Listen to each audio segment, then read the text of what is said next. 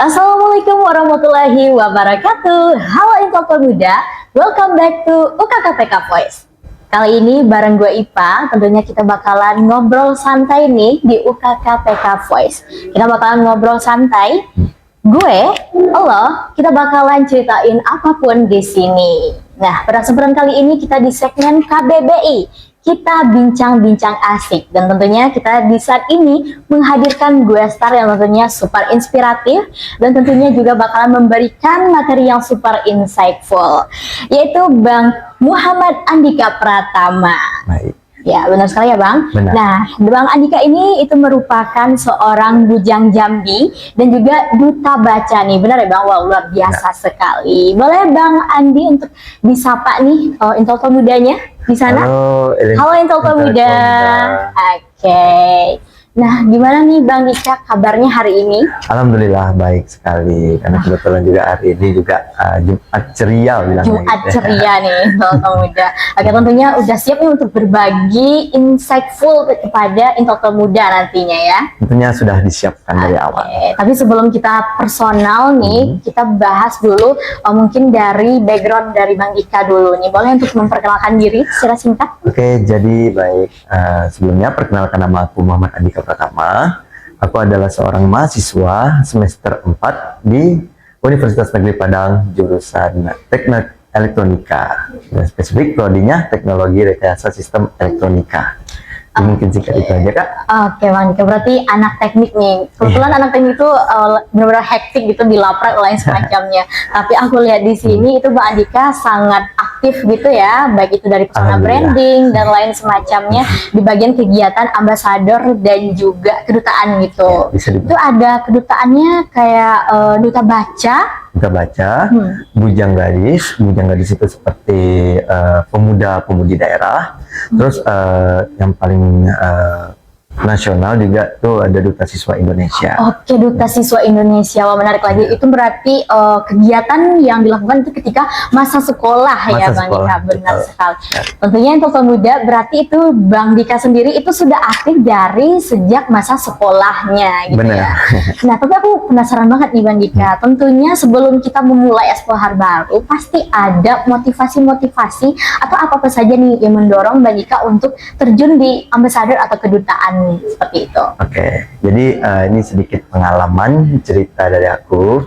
Jadi kemarin itu memang pure di kelas 2 SMK, dan karena kebetulan teman aku SMK, aku tuh masih bertanya sama diri aku, bahwasanya aku nih kedepannya pengen jadi apa. Terus aku tuh masih mencari jati diri aku sebenarnya, iya. walaupun sampai sekarang juga masih berjalan gitu. Yes, ya. Jadi di SMK kelas 2 itu kebetulan memang masa-masa aku tuh bingung. Kebetulan kemarin memang aku mau ikut seleksi paskibraka, dan di situ aku merasakan gagal aku yang pertama kali. Nah, jadi di situ aku tidak mendapatkan kesempatan untuk berkontribusi untuk daerah aku.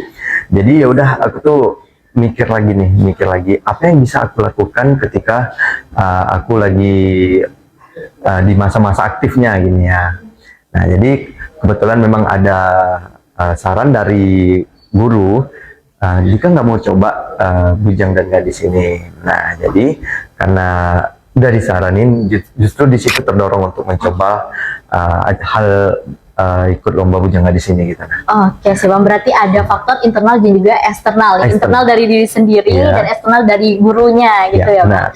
Nah, tentunya di sini dalam kita mencari proses jati diri ini ada jatuh bangun sesuai yang Bang Dika bilang tadi ya. Benar. Gitu. Dan hal ikoniknya pas daftar di kegiatan yang di sana belum lolos penyeleksian begitu ya Bang Dika. Benar. Nah, bener banget nih. Dan tentunya dalam struggle seperti itu mungkin ada kayak berbagai tips dari Bang Dika gimana caranya untuk menghadapi hal struggle seperti itu gitu. Nah, jadi tipsnya itu ketika kita lagi struggle atau kita bingung mau ngapain gitu. Nah, jadi kita tuh harus mencari referensi dulu sebenarnya. Jadi kalau misalnya kita udah dibilang masih buntu banget nih mau ngapain, arahnya kemana gitu, kita kan juga masih bingung gitu. Sekarang kita udah pakai sosial media. Tentunya sosial media ini sangat berguna sekali untuk kita dan juga mungkin sosial media ini bisa menjadi acuan kita untuk kedepannya gitu. Nah, jadi memang kebetulan aku tuh survive dari hal yang struggle yang tadi. Jadi itu tuh memang pure dari diri aku sendiri yang memberanikan diri untuk keluar dari zona nyaman, dan juga menjadikan sosial media sebagai referensi aku untuk maju ke depan. Oke, berarti dalam teknologi 5.0 dan atau teknologi digital ini, tentunya kita harus memanfaatkan digital ya Bang, dan juga media sosial untuk searching. Nah, itu pemuda kalau misalnya mau daftar atau sedang mencari jati diri ini, boleh di searching kira-kira relevannya bagian mana. Dan Bang Dika juga sudah memanfaatkan peluang itu ya. Oke, sekarang aku agak penasaran di bagian mungkin teknik gitu kan, itu melingkup kegiatan di sekolah ya Bang Dika. Nah, sekarang di teknik, kira-kira tuh ada kegiatan mungkin selama di perkuliahan, boleh diceritakan kesibukannya kepada Intel Pemuda? Oke, jadi sebenarnya kalau selama aku di mahasiswa di sini, kebetulan aku juga berkontribusi lah untuk hima aku.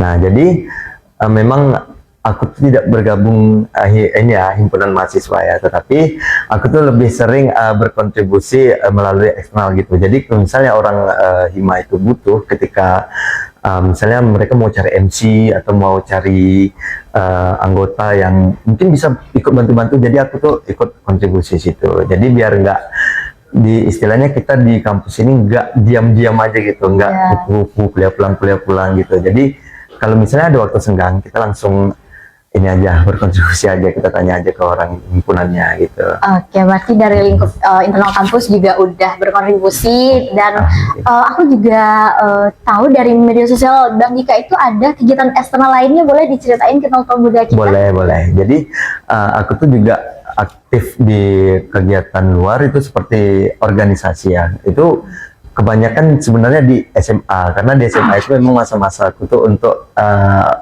merasakan pengembangan diri gitu ya. Nah, jadi memang di SMA itu aku sempat ikut freelance, mungkin kayak event organizer, atau misalnya aku lebih sering ikut model-model, mungkin kayak runway atau peragaan busana, nah gitu. Jadi dari situ aku bisa membangun personal branding aku. Nah, jadi dari hal-hal yang mungkin masih awam lah didengar orang ya untuk masalah-masalah seperti ini. Nah, jadi dari situ aku mencoba membangun personal branding aku brandingkan bahwasanya inilah diri aku yang sebenarnya gitu. Nah, terus juga aku juga bergabung di kemarin juga sempat jadi tamu undangan di IEX International Youth Exchange itu sebagai narasumber, dan juga yang terakhir itu aku jadi seorang pemateri juga di sekolah-sekolah di daerah aku di Jambi kebetulan kemarin. Oke, jadi Info Pemuda bisa dengar ya dari Bang Dika tadi bahwasanya tidak hanya internal kampus tapi juga eksternal, dan tentunya ini untuk pengembangan diri dan juga proses pencarian jati diri ini ya Bang Dika.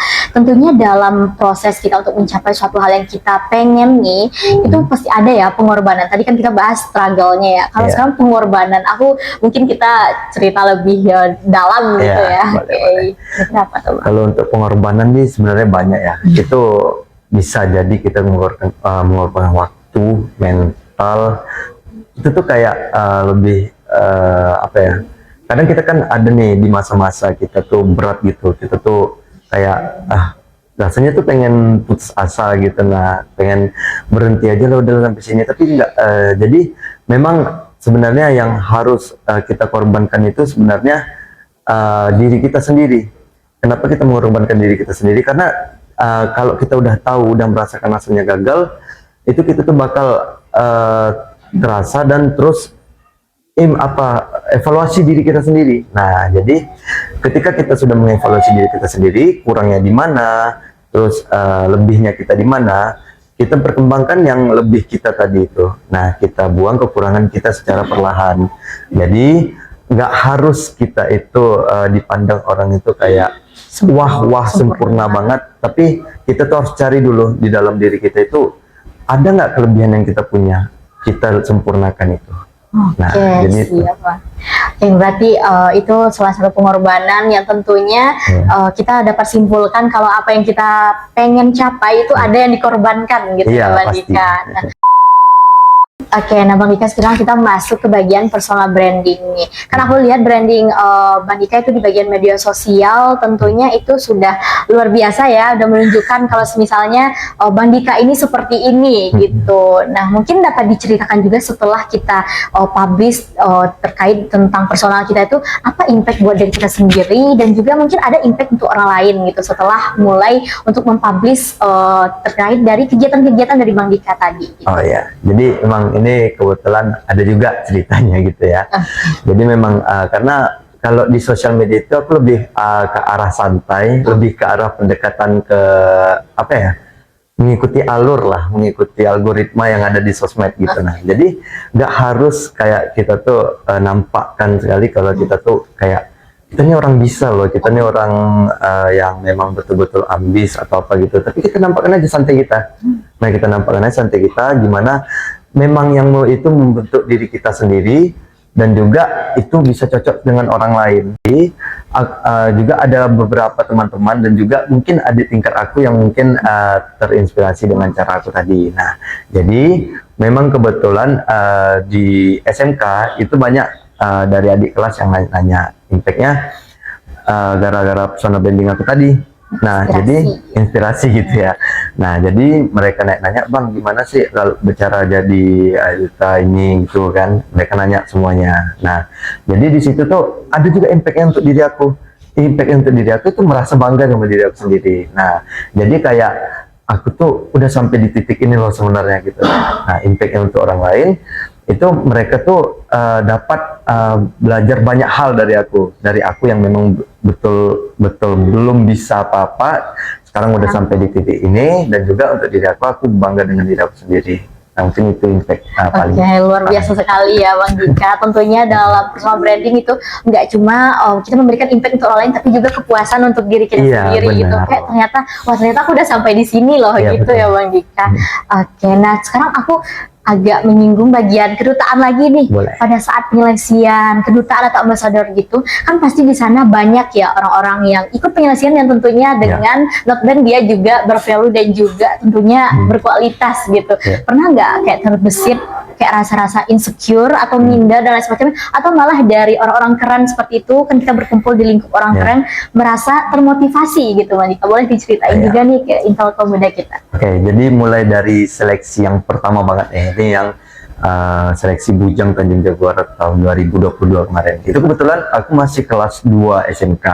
Jadi bisa dibilang aku tuh peserta paling muda di situ, peserta paling muda yang memang betul-betul belum punya pengalaman untuk mungkin catwalk, public speaking, terus juga kayak pede depan orang itu bahkan aku belum gitu. Nah, jadi memang kebetulan saingan itu banyak dari orang-orang yang mungkin ya udah terkenal di sosmed gitu, mungkin udah brandingnya bagus atau public speakingnya lebih bagus, terus ilmunya lebih tinggi, lebih oke gitu. Nah, jadi di situ tuh aku sempat ngerasa minder juga,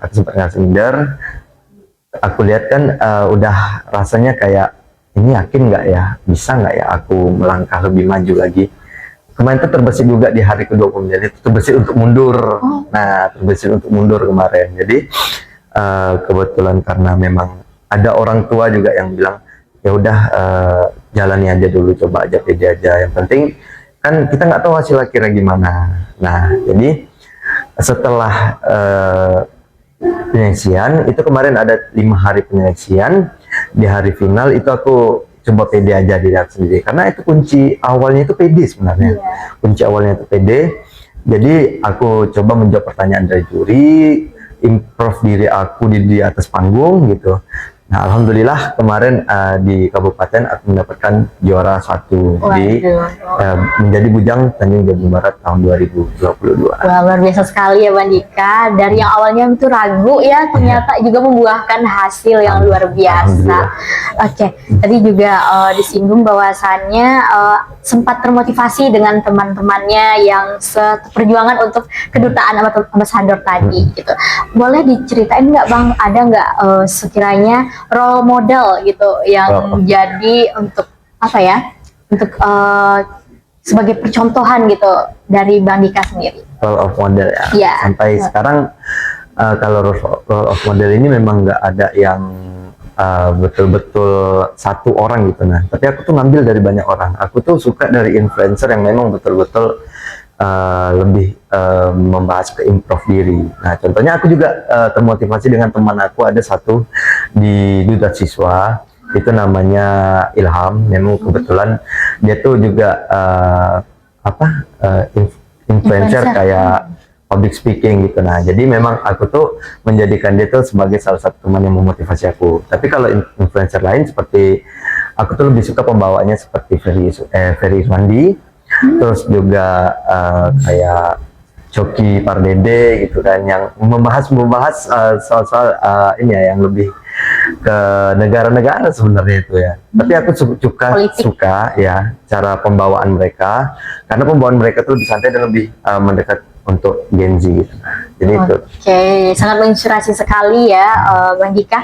Mungkin setelah kita mendengarkan dari seputar cerita dari Bang Dika, baik itu dari awal masuk ambasador dan juga struggle dan lain semacamnya, itu boleh berikan entah itu kata-kata atau saran buat info pemuda yang mungkin lagi bingung nih, kira-kira jati diri dia tuh kemana, atau bingung buat membangun personal branding gitu. Boleh diberikan saran atau kata-katanya dari Bang Dika nih. Oke, jadi saran dari aku tuh simpel sebenarnya. Intinya tuh yang pertama cari jati kita sendiri dulu. Terus yang kedua kita bentuk percaya diri kita. Terus kita tuh jangan bermalas-malasan terus lah. Ada saatnya bermalas-malasan itu memang ada, karena kita kan nggak menutupi bahasanya manusia tuh pasti ada sifat malasnya juga. Tapi jangan keseringan, kita harus lebih sering improve diri kita.